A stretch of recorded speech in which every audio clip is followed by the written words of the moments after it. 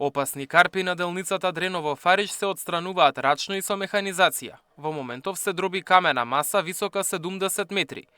Пред да се вклучат машините поради тешкиот пристап и лошиот терен, работниците голем дел од работата ја завршиле со рачен алат.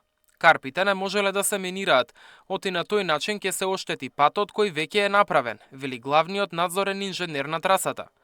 Интервенциите на теренот се пред самиот финиш, се завршуваат и последните работи, пред делницата да биде пуштена за сообраќај. Незината маса, која ние проценивме негде као околу 800 до 900 кубика, прерасна практично со почнување на рушењето негде као околу 2000 кубика.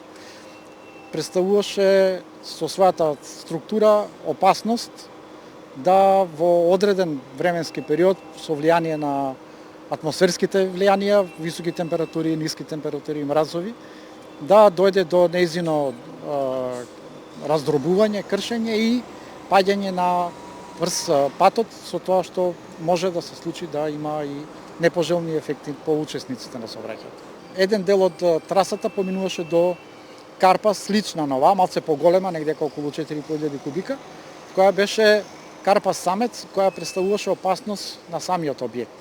Таа карпа почнавме да отстранување со минирање, но самото минирање представуваше проблем и некоја динамика поразлечена, подолга за реализација и затоа се одлучивме да оваа карпа ја тераме на ваков начин. Да одиме побезбедно, со помал ризик од загрозување на објектот и на тие што работат.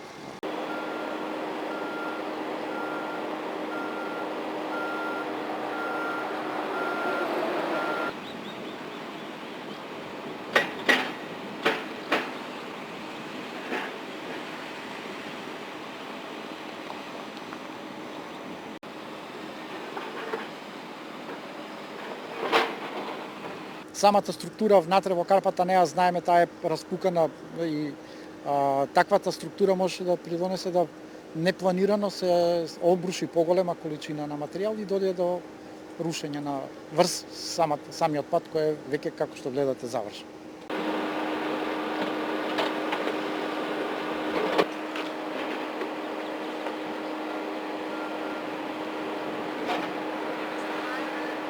Делницата Дреново-Фариш е долга 10,2 километри. Изградбата пак чини околу 44 милиони евра. До сега се завршени 98% од предвидените активности, ни рече геологот Донев. Останува да се отстранит уште оваа карпа што е позади нас да се отстрани. После тоа следува позиција заштита на карпата, значи со дополнителна мрежа да се целата опфати и со кратки анкери.